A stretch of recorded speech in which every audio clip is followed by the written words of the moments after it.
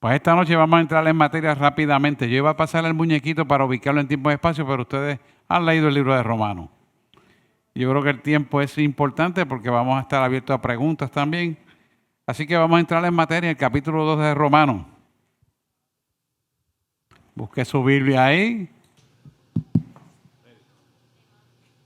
La vamos a proyectar, pero quiero que ponga en su Biblia porque usted pone anotaciones al lado de la Biblia. Y créanme, esas anotaciones, cuando usted vuelve a leer y a releer, se expande el conocimiento. Es importante que usted lo utilice de esa manera. Fíjese, el capítulo 2 empieza críticos. Críticos. No es casualidad que Ricardo empezó hablando con eso. Críticos. Dice, lo leemos en el nombre del Padre, del Hijo y del Espíritu Santo de Dios. Amén.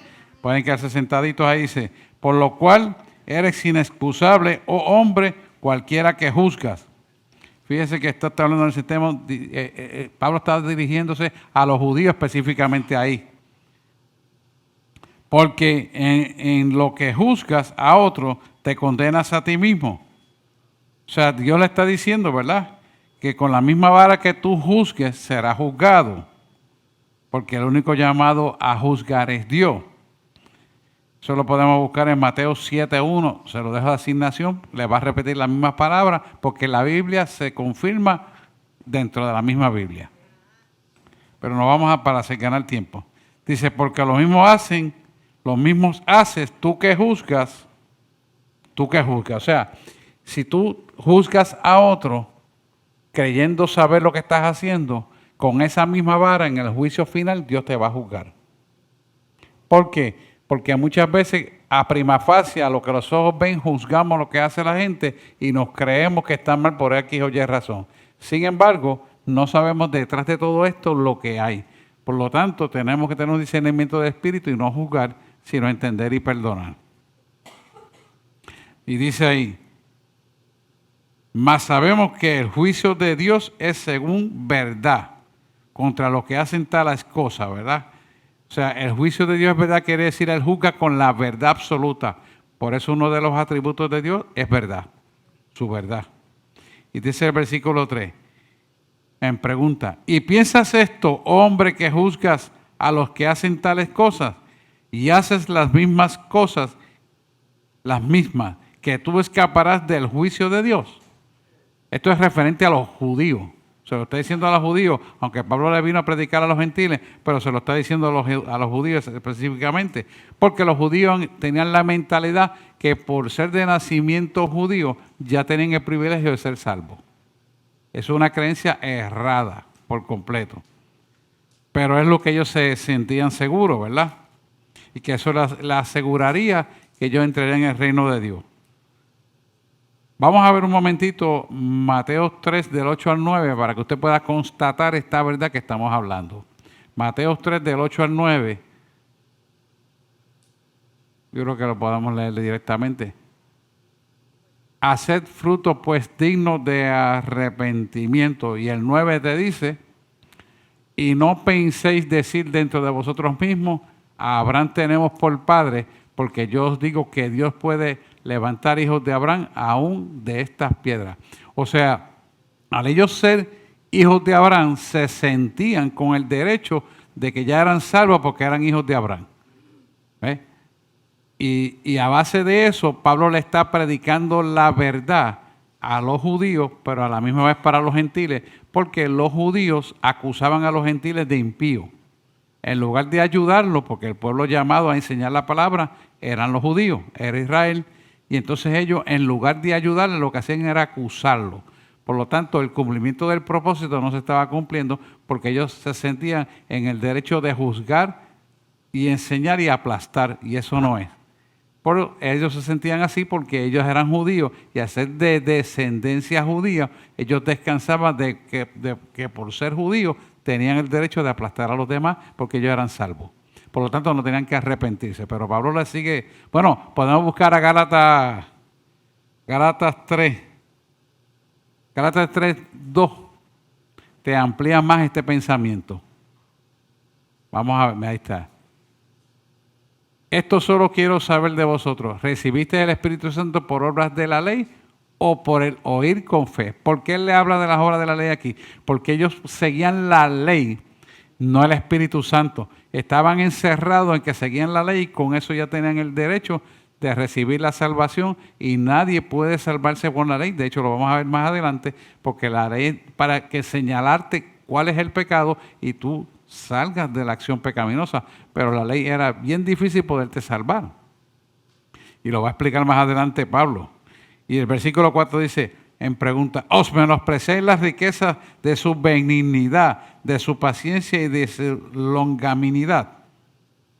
Fíjense que longanimidad quiere decir generosidad, nobleza, ¿verdad? Y sigue diciendo, ignorando que su benignidad te guía, o sea, que intenta guiarle al arrepentimiento. O sea, la benignidad y la longanimidad, que es la nobleza, es la aplicación de ser manso y humilde de corazón para que te lleve a entender el mover de Dios y la salvación. Perdón, pastora. Ajá, benignidad, paciencia y longanimidad, sí. Y el 5 dice, pero según tu dureza y tu corazón no arrepentido, atesoras para ti mismo ira para el día de la ira y de la manifestación del justo juicio de Dios. Quiere decir que esta actitud acusativa lo que va es adquirir ira de parte de Dios contra la misma persona que funciona de forma acusativa. O sea que el juicio aumentaba contra él y finalmente vemos que es sobre los judíos que él está hablando para directamente en esta enseñanza. Dice el 6, el cual pagará a cada uno conforme a sus obras. Quiere decir, lo que tú siembres, eso cosechará. Eso es un principio bíblico establecido. Si usted siembra, eso cosecha. Usted puede sembrar buenos hábitos, mejores oraciones, puede sembrar diezmo, puede sembrar la ofrenda y eso Dios se lo va a multiplicar porque Dios no se queda dado. Al contrario, Dios da cada vez más, porque eso es un principio bíblico establecido. Porque ¿qué es lo que mira Dios en la siembra? Nuestro corazón. Eso es lo que le está mirando. Y de hecho, de ahí parte la salvación. No de las cosas externas, sino de las cosas internas. Y el 7º versículo dice, a los que perseverando en hacer bien, describe a aquellos que no confían en lugar de la posición de su salvación, buscan gloria y honra e inmortalidad, la vida eterna. Y esto lo dice que claramente que el cambio de tú perseguir la benignidad de las cosas buenas es la actitud correcta para tú mantenerte dentro del marco de la salvación. Esto es muy importante, por eso nosotros tenemos que examinar si yo estoy dando los frutos del Espíritu en mi conducta, en mi acción, en ver, en hablar, en decidir o no lo estoy haciendo. Ahí nos autoexaminamos nosotros mismos frente a ¿qué? Frente a Dios, frente al Espíritu Santo que opera en nosotros. El 8 dice, pero a los que son contenciosos, es decir, que les gustan pelear, es decir, que gustan pelear, ¿verdad? Y no obedecen a la verdad, antes obedecen la injusticia, enojo e ira, que es contrario a la verdad, viene la tribulación y angustia sobre toda la persona humana que obra lo malo. Indica que los resultados naturales del acto anormal del pecado, ¿verdad? Va a pasarnos un precio, obviamente. Dice, del judío primeramente, que requiere que sea más responsable. ¿Por qué al judío lo dice con tanto ímpetu? Porque el judío es el pueblo que por primera vez en el mundo entero conoció la palabra de Dios. Por lo tanto, el deber de tu verdad es llevarla a los demás para que se conozca la verdad, porque tú estás comprometido con Dios, con la enseñanza que Él te da, con la autoridad que Él te pone y con las bendiciones que Él derrama sobre tu vida, para conocimiento de otros. Y nosotros tenemos que llevar esa verdad donde quiera que nos paremos. Dice, y también del griego. El griego era uno de los idiomas principales que se usaba en esa época y también de la gente. Y dice, el próximo versículo que va a entrar, que es el 10, nos va a hablar de no acepción de personas. Y mira cómo te lo dice el 10. No, vamos al versículo 10. Pero gloria y honra y paz a cualquiera que obra el bien, ¿verdad? Al judío primeramente y también al griego.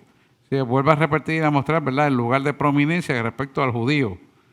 Pero ellos lo echaron todo a perder, lo sabemos al final. Y el 11 dice, pero no hay excepción de personas para con Dios. Cuando dice no hay excepción de personas, quiere decir que tanto el judío como el gentil, como el pecador, como el que está viviendo en el Evangelio, todos tienen que estar arrepentidos y saber que la salvación es algo que usted lo puede perder. Por lo tanto, lo tiene que proteger con temor y temblor. Y dice el 12, porque todos los que sin ley pecaron, sin ley también pecaron. Y eso, porque todos los que pecaron, todos los que sin ley pecaron, sin ley también perecerán. Perdóname, perecerán. Yo no tengo mucha luz aquí, perecerán. Y dice, y todos los que en la ley pecaron, por la ley serán juzgados.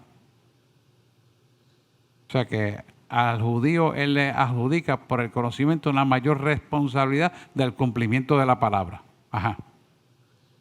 Le quería preguntar, en esto que habla de los judíos, ¿habla de los judíos creyentes en Jesús? No. ¿O judíos en general? Judío en general.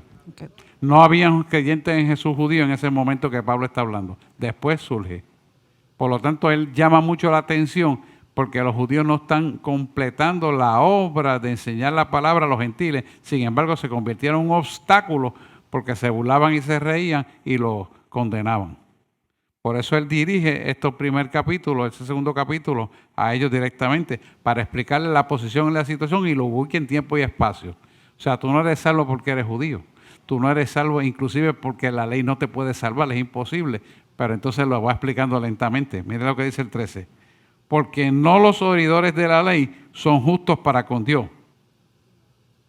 O sea, que el hecho de tener la ley o el oír de la ley no salva a nadie. Eso es lo que le está diciendo. Sino los hacedores de la ley serán justificados. Quiere decir que la uso de una manera para hacer hincapié algo importante que era justificarse a través de la ley. La ley está hablando aquí es la ley de Moisés. La ley de Moisés, ¿verdad? Para lograr la justificación. Entonces dice el 14, porque a los gentiles que no tienen ley, la ley de Moisés, ¿verdad? Naturalmente haciendo lo que es la ley.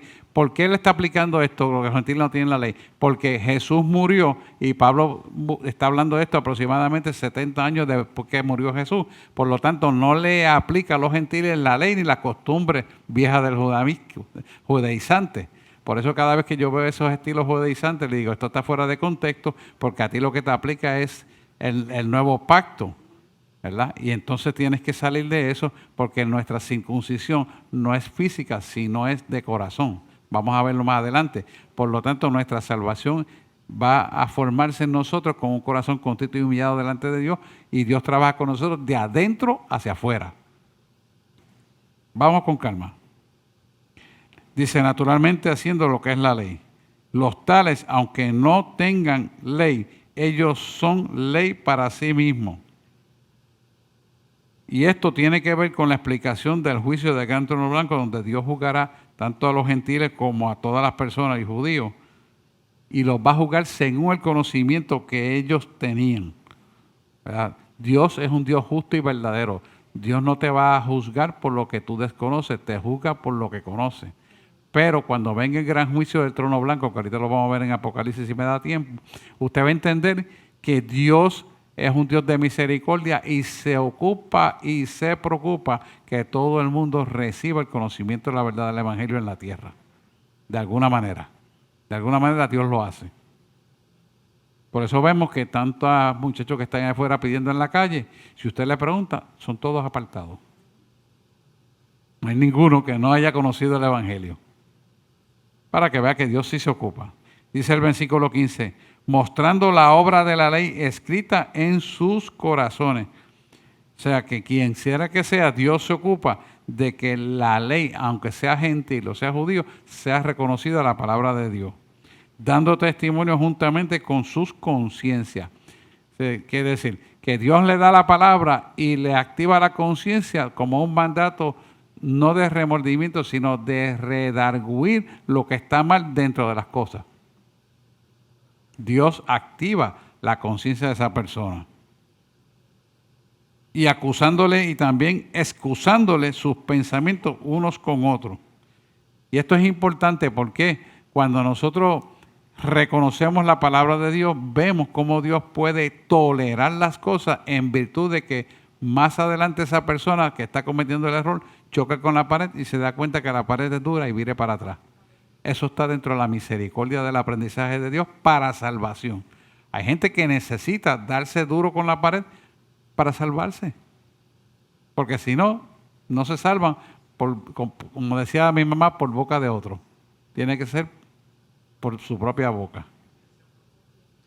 Dice el 16, en el día que juzgará el Señor lo encubierto, en el día que juzgará el Señor lo encubierto de los hombres, quiere decir que da idea del juicio final, que es donde se va a descubrir todo, conforme a mi evangelio por Jesucristo. Y esto es importante porque cuando veamos Apocalipsis vas a ver que el que nos juzga fue el mismo que murió y es el mismo que nos guió a través del Espíritu Santo a nosotros.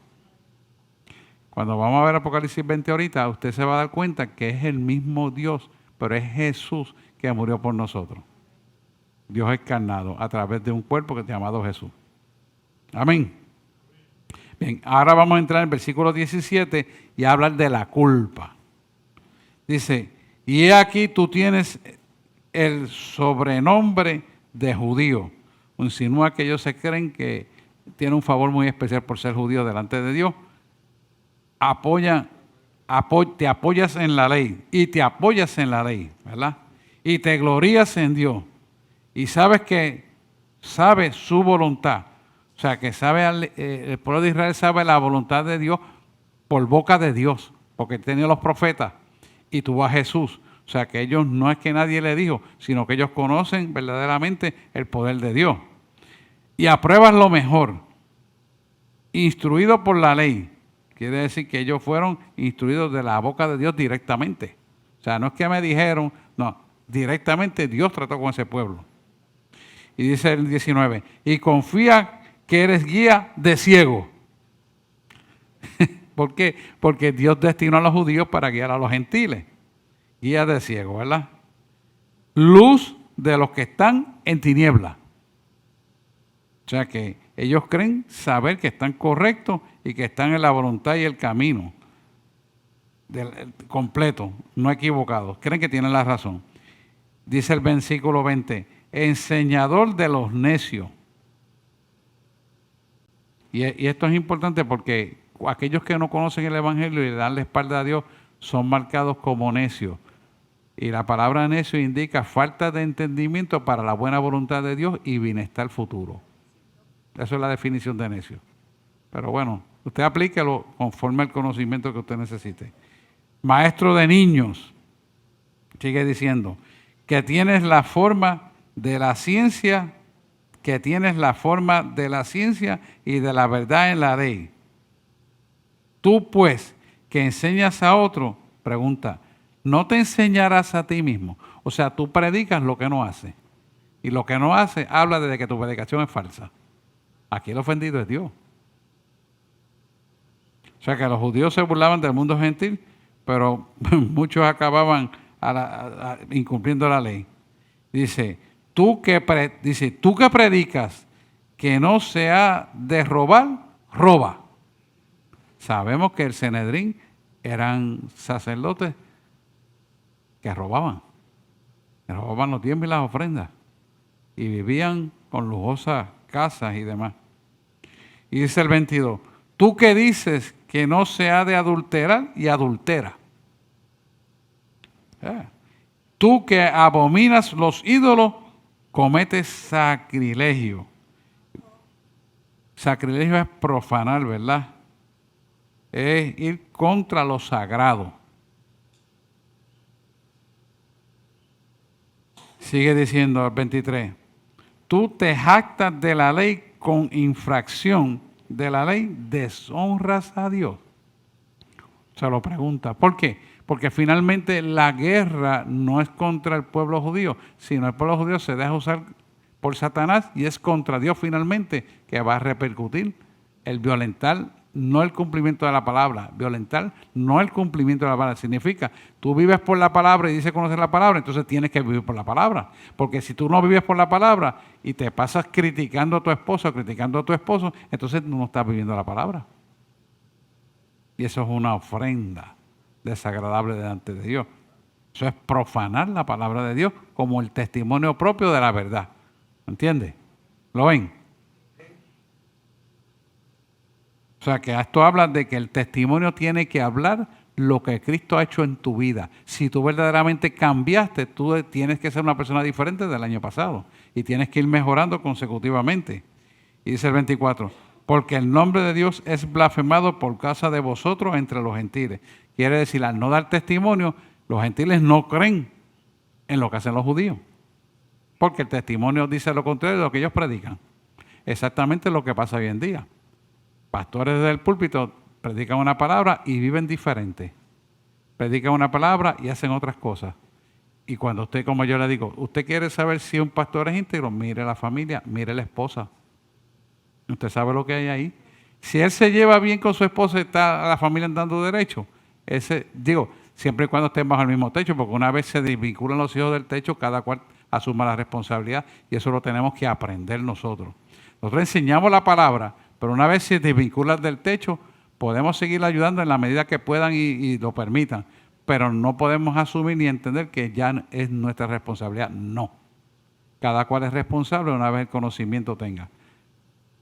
Esto es importante. Uno puede guiar a los hijos y debe hacerlo en la medida y forma que se pueda, pero una vez se casan son cabeza aparte y uno lo instruye en el camino correcto, pero depende de ellos la bendición y la forma que vivan, incluyendo la salvación. Amén. Dice, porque el nombre de Dios es blasfemado por causa de vosotros entre los gentiles. Como está escrito. Ese como está escrito, yo lo estuve buscando, podemos buscarlo en Isaías 52, que él da la profecía.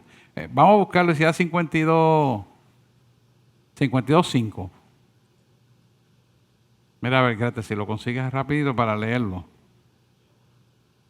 Ajá, y ahora, ¿qué hago aquí? Dice Jehová, ya que mi pueblo es llevado injustamente y los que en él se enseñorean lo hacen aullar, dice Jehová, y continuamente es blasfemado mi nombre todo el día. Ese es el profeta hablando al pueblo judío. Y esto lo escribió 400 años antes de morir Jesús en la cruz del Calvario. El profeta. Si Dios sabe todo, es perfecto.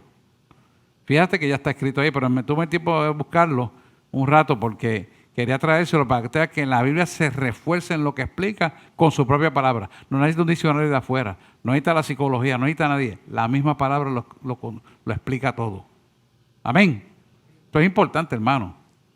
No es andar con montones de libros para justificar. La palabra no tiene que justificarse, la palabra está justificada. Y esto es importante que lo entendamos. Y dice el 25, porque la circuncisión en verdad aprovecha si guardas la ley. O sea, para aquella gente le fue dada la circuncisión como una señal física externa de que guardaban la ley en su interior, ¿verdad? Eso es antes de morir Jesús. Dice, pero si eres rebelde a la ley, tu circuncisión es hecha incircuncisión. O sea, declara el hecho, ¿verdad?, de que los ritos religiosos, no importa lo que sean, no te dan la salvación. Yo me bauticé bajo las aguas y ya soy salvo, siempre salvo. Te equivocaste, no es así. Lo mismo pasa aquí. Es lo mismo, lo que pasa es que estamos comparando antes de Cristo y después de Cristo. Las dos cosas.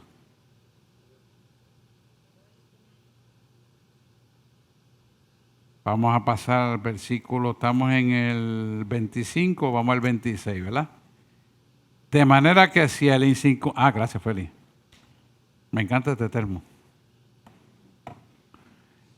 De manera que si el incircunciso, o sea, está hablando ahora del gentil, guardare las justicias de la ley, es decir, por medio de Jesucristo en este caso, nos compete a nosotros, no será tenida su incircuncisión por circuncisión.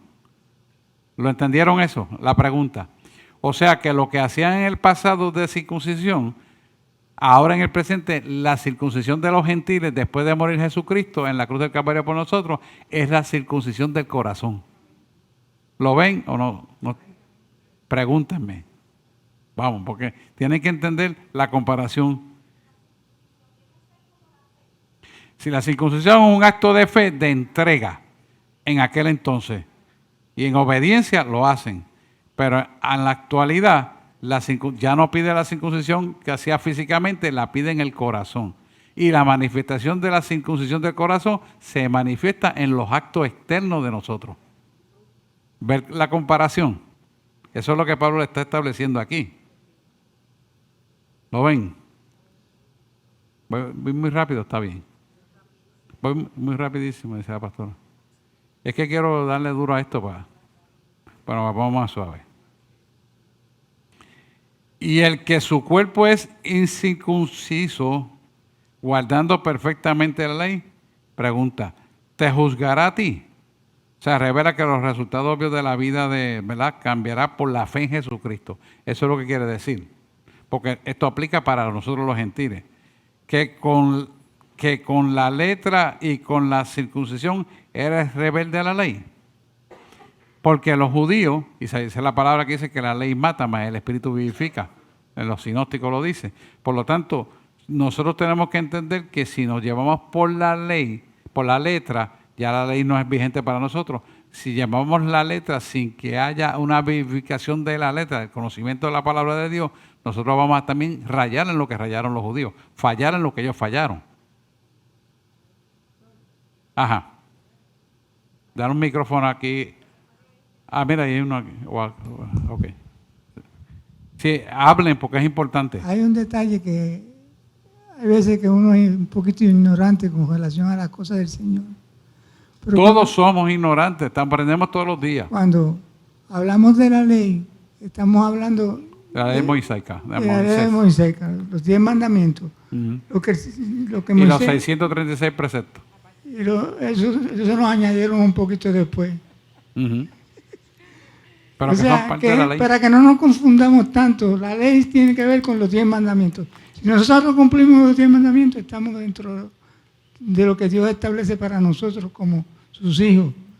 No somos circuncidados porque no somos judíos. Y la circuncisión se hizo para determinar a los judíos. O sea, para no somos circuncidados no solamente por eso, sino porque Jesús vino para hacer un nuevo pacto. Al tener un nuevo pacto, nuestra circuncisión es del corazón, es almática, no es física. Por eso él hace la comparación y la distinción, porque Pablo está predicando esto unos 50 años después de Jesús haber muerto en la cruz del Calvario. Por lo tanto, nuestra circuncisión es en el corazón. Y hace la comparación con los judíos, porque el nuevo trato con los gentiles era diferente a lo que tenían los judíos. En la actualidad, como los judíos no han querido entender ni ver a Jesús, todavía ellos están en el pacto trazado de la circuncisión, con los rituales viejos, porque no han entendido ni han aceptado a Jesús. Usted le pregunta a un judío común y corriente y ellos te dicen, eso es un profeta más. Y le dan más importancia al profeta Isaías que al mismo Jesús, porque no tienen el Espíritu Santo. Eso yo lo he visto, hermano, y me he encontrado con gente así. Dice, ¿cómo es? Así es, como lo está escuchando. Y mira lo que dice la palabra. Con la letra y con la circuncisión, ¿eres rebelde a la ley? Pregunta. Habla de los judíos, exactamente. Entonces, él da en este capítulo final una definición para entender lo que estamos hablando per se. Dice, porque no es judío el que lo es solamente por fuera. O sea que no se crea que eres salvo porque eres judío. Ni la circuncisión es lo que es solamente por fuera en la carne. Te está hablando del ritual, ¿verdad? De la circuncisión. Sino que es judío el que lo es en lo interior. Ahí como dice, se la antorcha la puerca al rabo. Se la antorcha el rabo a la puerca, al revés. Al revés. Quiere decir que es una obra realizada internamente, ¿verdad? Porque Cristo es el que, ¿verdad?, que constituye nuestra salvación. Y la circuncisión es la del corazón en espíritu. Ahí te lo explica. No en la letra. No en la letra. Y dice, la alabanza del cual no es de los hombres, sino de Dios. Quiere decir que mantener los rituales religiosos gana la alabanza de los hombres, pero no la de Dios. ¿Y por qué es eso? Me paro aquí. Si usted va a hacer una ofrenda y usted no está bien delante de Dios, mire, no haga nada. Porque esa ofrenda es echarle al zafacón. Es importante. ¿Por qué? Porque usted ha deshonrado a Dios y lo primero que Dios necesita es que le honremos para aceptar la ofrenda. Esto es bien importante. Si no honramos a Dios, nuestra ofrenda ni la hagas porque Dios no la va a mirar. Caín y Abel. Ahí lo tienen. No vamos a entrar en detalles, pero tú sabes que la ofrenda de uno fue aceptada y la otra no, porque no estaban correctos delante de Dios. Así los hombres pueden alabar la verdad de Dios solo cuando aceptan sinceramente a Cristo. Solamente. Si usted está actuando y hablando del prójimo y criticando al otro y diciendo y quejándose y no. Mire, usted tiene que arrodillarse porque usted ha profanado a Dios y aunque usted haga lo que haga, Dios no lo ve con buenos ojos esa ofrenda. No lo ve y no la acepta. Y no le va a prosperar para lo cual ha sido enviada, porque Dios no puede prosperar al ave ponzoñoso. Más adelante lo va a leer aquí. Vamos a ver. Capítulo 3. ¿También hasta ahí o necesita alguna explicación? ¿Está bien? No tengo prisa ahora porque me di cuenta que yo tiendo a hablar rapidísimo.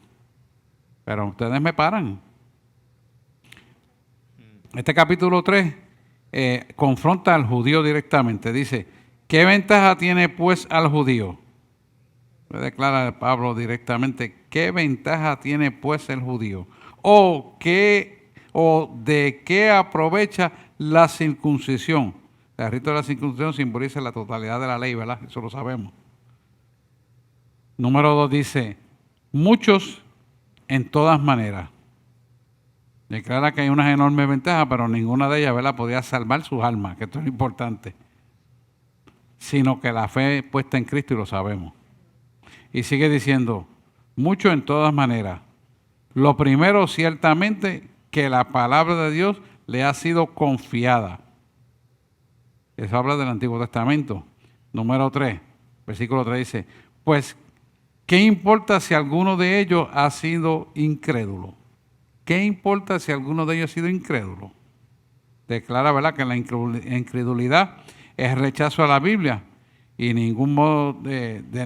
ningún modo una persona incrédula se va a salvar.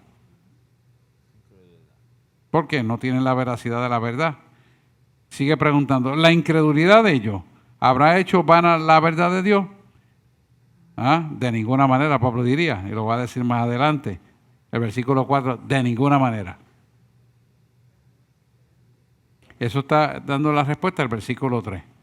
Antes bien, sea Dios veraz, mas todo hombre mentiroso. Wow. Como está escrito, para que seas justificado en tus dichos y venzas cuando de ti se juzgare. Esto es importante. Nosotros como creyentes tenemos que entender que la tendencia humanística es acusar al otro, es acusar que yo no pude, es acusar que no servía. No. Vamos a ver rápidamente el Salmo 51:4, que es el Salmo de David, nos da una receta de arrepentimiento bien poderoso cuando David comete el error de enamorarse de Betsabé. Mira lo que te dice. No es en Salmo 51:4.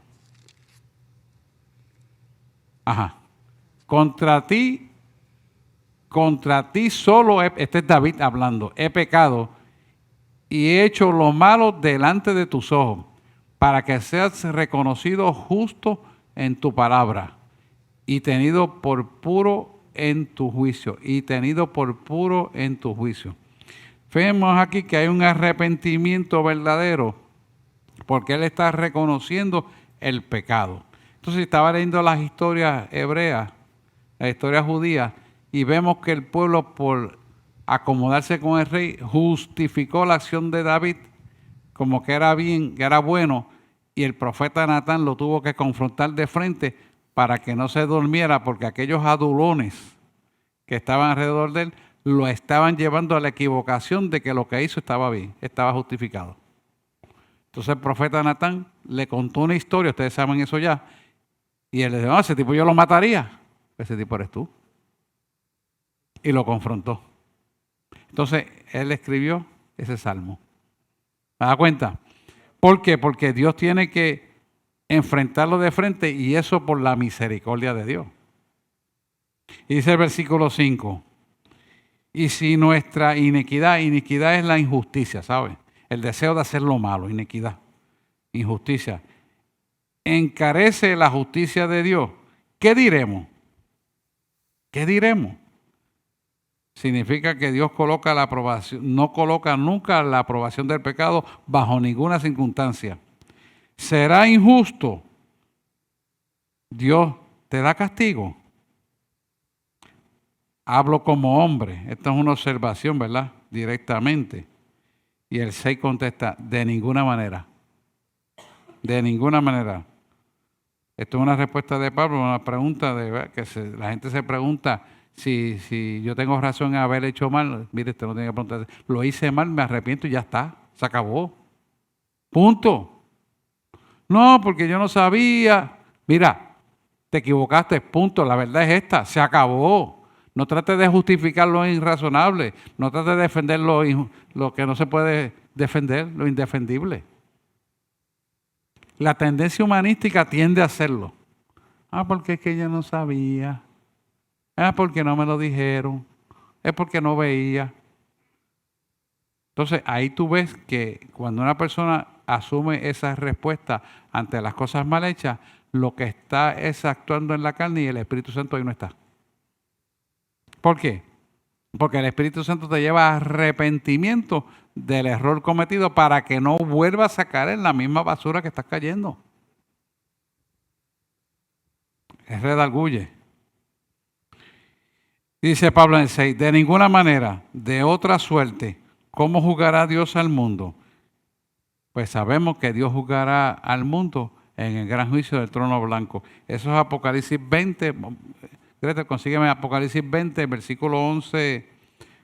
Vamos a leer el versículo 11. Yo creo que termina en el 15, completa el concepto, si mal no recuerdo. Apocalipsis 20, versículo 11. Ese está. Ahí mismo. Y vi un gran trono blanco y al que estaba sentado en él, delante de él huyeron la tierra y el cielo, y ningún lugar se encontró delante de ellos.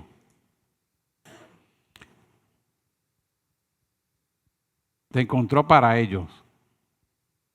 Eso está hablando claramente del juicio del gran trono blanco.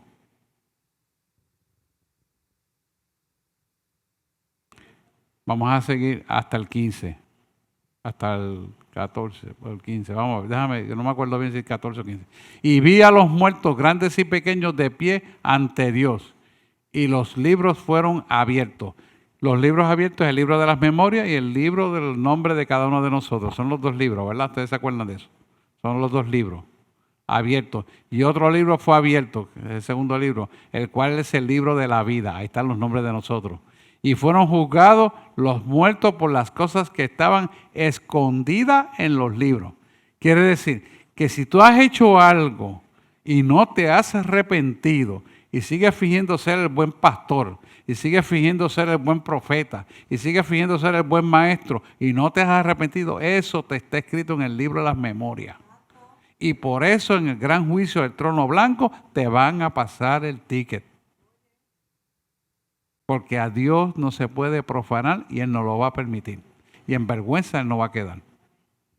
Ahorita le quería hablar algo de eso mismo, ahí está escrito. Voy contigo, Carlos, ahora. Termina este párrafo. Dice, el libro de la vida, fueron juzgados los muertos por las cosas que estaban escritas en su libro, según sus obras. Quiere decir que las obras mal hechas Y te dice, pero ¿cuáles son mal hechas? Las que hiciste fuera de la voluntad de Dios. ¿Qué tal? Fuera de la voluntad de Dios. ¿Por qué no yo ayudé a los orfanatos? Yo ayudé a los niños. Dios te mandó eso, te mandó a ayudar a los que estaban por falta de conocimiento perdido. O Dios te mandó a hacer otras cosas mientras tú decidiste hacer eso. Esas obras no son de Dios. Porque no nos salvamos por obra. Y cuando Dios te manda a hacer algo es porque tú lo puedes hacer. Pero la gente quiere escoger las obras que quieren hacer. Eso no es. Porque quien rige todo es Dios. Y si Él es el que nos manda a nuestra vida, tiene que ser Él lo que decide lo que vamos a hacer. ¿Me hago explicar? Y dice el 7. Pero si la verdad de Dios, por mi mentira, quiere decir, la verdad de Dios, o sea, si la verdad de Dios por mi mentira creció la gloria suya, sabemos que esto es un disparate, quiere decir que tiene la intención de ser contrarrestado en lo negativo. Porque aún así yo soy juzgado como pecador. Mira la pregunta, quiere decir que tiene una intención de demostrar la necedad del pensamiento de tal persona. Porque la gente hace mal las cosas o hace las obras que quiere y después quiere justificarse. Entonces quiere que Dios se lo entienda por bueno. Es torcerle el brazo a Dios para decir, esto es lo que yo quiero hacer y quiero que tú lo aceptes por bueno. ¿Quién es el jefe de tu vida? ¿Eres tú o es Dios? ¿Quién es el maestro? ¿Eres tú o es Dios? ¿Quién sabe la verdad? ¿Eres tú o Dios?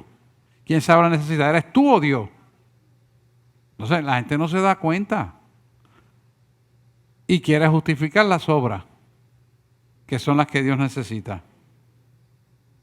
Y dice el 8, ¿y por qué no decir, como somos blasfemados, y como algunos dicen que nosotros decimos, hagamos males para que venga bienes?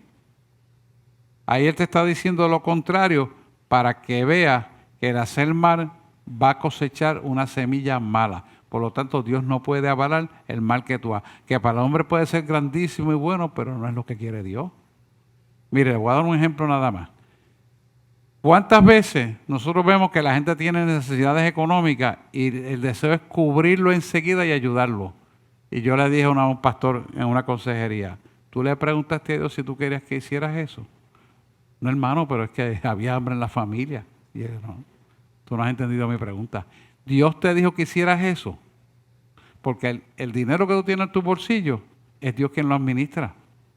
Pero también Dios administra y le importa la vida de esa familia que tiene hambre. Pero Dios tiene propósito para eso y tú puedes ser una piedra de propósito para que ellos entiendan el mover de Dios en fe para ser bendecidos. Porque si tú actúas por conocimiento de lo que ves, sinceramente siempre vas a actuar mal. Porque es Dios quien te tiene que decir lo que vas a hacer. ¿Qué pasó ahí en esa oficina ahí? Ah, pero si fuera así no haría nada. Te equivocaste. Ya respondiste en la carne. Sí, entonces la gente le molesta cuando le habla así por la palabra, pues se molestan. Porque él me quiere justificar unas cosas que había hecho y después le hacen mal las cosas porque económicamente estaba mal. Pues claro, vas a estar mal si estás usando la economía que él te dio mala. Pues él no va a premiarte dándote más dinero porque usaste mal incorrectamente la economía.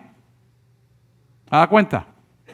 Entonces Dios, para que aprendas, pues ahora vas tú por fe a esperar que yo te bendiga. Pero ¿cuál era la fe? Que reconociera el error. Porque la queja era de dinero. Por eso fue lo que él vino. No sé qué pensaría si vamos a darle dinero. No. Es que Dios es el que te va a suplir, pero la manera que forma. Y que dice Dios que tiene que hacer. Es aprendizaje, hermano.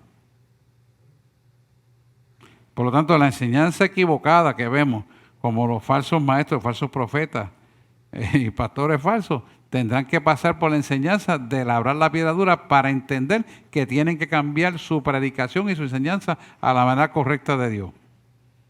Dice, la condenación de los cuales es justa. Pero nosotros hicimos esto, aquello, lo otro. La condenación es justa porque Dios trabaja con la verdad. ¿Y cuál es la verdad? Él es la verdad. Y la voluntad de Él es la verdad. ¿Lo ven? ¿Hay dudas de este principio? ¿Están claros? ¿Se entiende eso o no? No lo oigo hablar ni preguntar. Ah, Carlos, vamos a ver, Carlos. Perdón, Carlos. Tiene que volver para atrás. Ajá, sí. ¿El cuál es? ¿El versículo cuál? El 12, 20:12. El Salmo. Que Ah, estaba el ahí. Salmo 20:12. Sí, Vamos era a poner. para hacerle una Ponte el Salmo pregunta. 20:12. ¿Por qué no lo tengo marcado aquí? Sí, Salmo 20:12. O Apocalipsis 20. Apocalipsis 20. no, Salmo 20:12. Salmo 20:12. Ah, pues se fue. Sí, es más para atrás. Está bien. Ponlo. O sea, el Salmo 51:4 no sería. Salmo 20:12. Es que, bueno, pues vamos a leerlo, pero yo no lo mencioné 20:12. Sí. No, Yo no mencioné 20:12. cuando habla de los muertos grandes. y Ese es Apocalipsis. pequeños. Apocalipsis 20. Ah, ok. Ese es Apocalipsis 20. 12, que era Apocalipsis 20:12. Ajá. Búscalo ahí. No lo tengo aquí. Y no quiero recitarlo de memoria porque eso no es. Ok. Ahí está. Dice ahí, y vi a los muertos grandes y pequeños. De pie ante Dios. Sí, ¿a qué se refiere eso, grandes y pequeños? Ok.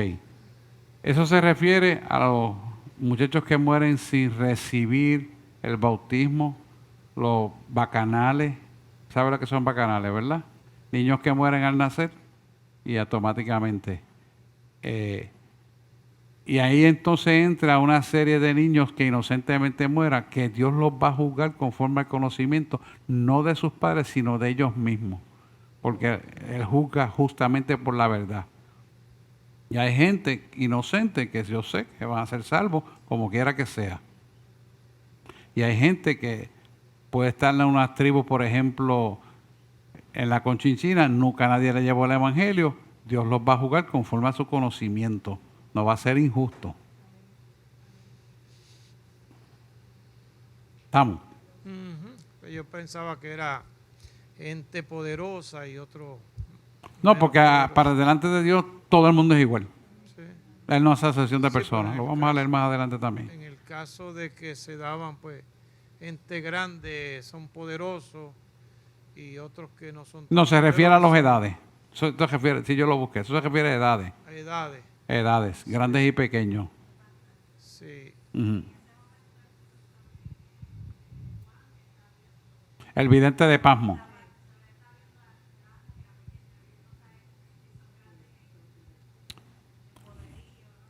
No, lo está viendo en su tamaño de edades. De edades. Pues, la gente se pregunta y dice, pero si ese niño acabado de nacer, vamos a decir, se abortó, ¿será salvo? Dios mira el destino de ese niño, no el destino de esa madre equivocada. Y no juzga por la madre, sino lo juzga a él como una entidad espiritual individual. Y usted me va a preguntar por qué. Porque cada ser humano, esté dentro de la barriga o fuera de la barriga, tiene un espíritu asignado. Y ese es el que Dios va a activar de la muerte a la vida para la revelación del Espíritu Santo en ellos. Por eso es que él habla de muertos grandes y pequeños. Eso es bien profundo, pastor. Sí. No, Eso que bien esto es así. profundo, Hay Dios lo que. equipara con el conocimiento desde nacimiento. Sí. O sea, que la No, persona, y si más buscas en profundidad, Dios te permite y te dice que aquellos que no han conocido el Evangelio, Dios de alguna manera le crea una conciencia de lo bueno y lo malo para juzgar en términos de vida conforme a su voluntad. Aunque no sean perfectos, Dios también evalúa eso en su favor. Es interesante. ¿Por qué? Porque es que es lógico. Si tú eres padre y a ti te duele algo, o si tienes padre, tienes hijos y tienes hambre y tú deseas comer, ¿cómo tú le vas a dar a comer a tu hijo? Son necesidades básicas primordiales. ¿Cómo tú no te vas a ocupar de que no se enferme si está enfermo y de curarlo? O sea, que Dios tiene unas bases sustantivas que nacieron con el hombre, pero fueron pervertidos en el huerto de Edén. Pero aún así, en el inconsciente hay un acto de rendición hacia una corrección, aunque no conozca el Espíritu Santo. Bueno, ya tenemos que entrar en un poquito de psicoanálisis de personalidad en la creación original, pero esta es la base. La base es que en la creación Él puso a nosotros la bendición. A causa de Adán y Eva, entonces el pecado penetra en nosotros, pero la base de la verdad dentro de deep inside of us está. Nosotros mismos dentro está. Sí, sí. Y mira, y te voy a decir por qué eso es así. Mira, esto es sencillo. Usted se va a dar cuenta porque las personas quieren llenar unos vacíos existenciales y lo llenan con cosas, con carros, con diferentes cosas, pero siempre están insatisfechos. Dice, ¿pero por qué? Pueden entrar en vicio, pueden entrar en diferentes cosas, pero están insatisfechos. ¿Y por qué? Porque hay un espacio para el Espíritu Santo dentro de esa persona que tiene que ser lleno con el Espíritu Santo, no se puede llenar con más nada, porque es parte de la creación original. Y cuando la persona vuelve entonces a reconocer o a conocer a Dios y responde al llamado, entonces ese espacio entra en una satisfacción de un gozo pleno. Por eso es que yo digo que el gozo de nosotros no depende de las circunstancias ni de los hechos, sino de la relación que tengamos con Dios. Amén. Porque esto es importante. Y por eso es que Dios habla de esa manera. Juan ve el vidente de Pampa en esa descripción. Si entramos en el original, eso tiene más de 20 páginas la descripción, nada más ese cantito que estoy leyendo. Pero yo le estoy dando la sustancia de lo que es importante, porque de qué vale tanta cosa. Esto no son doctorados de teología, esto es para nosotros cimentarlo en la verdad y punto. Bueno, es bueno que pregunte, hermano, porque es que la pregunta, mire, yo estoy seguro que él preguntó y le aclaró a todo el mundo. Esto es importante. A mí no importa, yo hablo rapidísimo, pero si usted me detiene, viramos para atrás. Amén. ¿Vieron todo? Sí. ¿Entendieron lo de los 2 libros? Ok. Vamos entonces a pasar al capítulo 9, ya se acabó ya. Del versículo 9 del capítulo 3, vamos a continuar después porque quedan esos 5 minutos. Y entrarle en la culpa para dejarlo a media no vale la pena.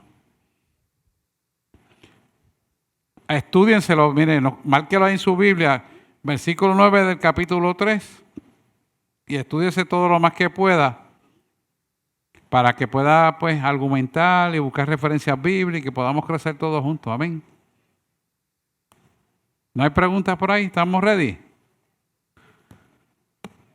Muy buena la pregunta, Carlos.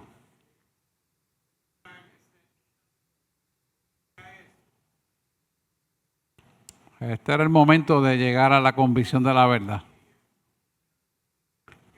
No, está bien, está bien. No hay problema.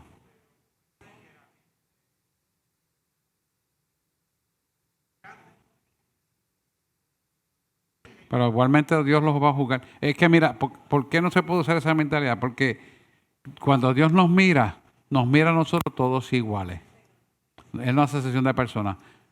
Lo que Él mira en términos de lo que Juan está describiendo, grandes y pequeños, es la inocencia de una persona pequeña versus una adulta y grande.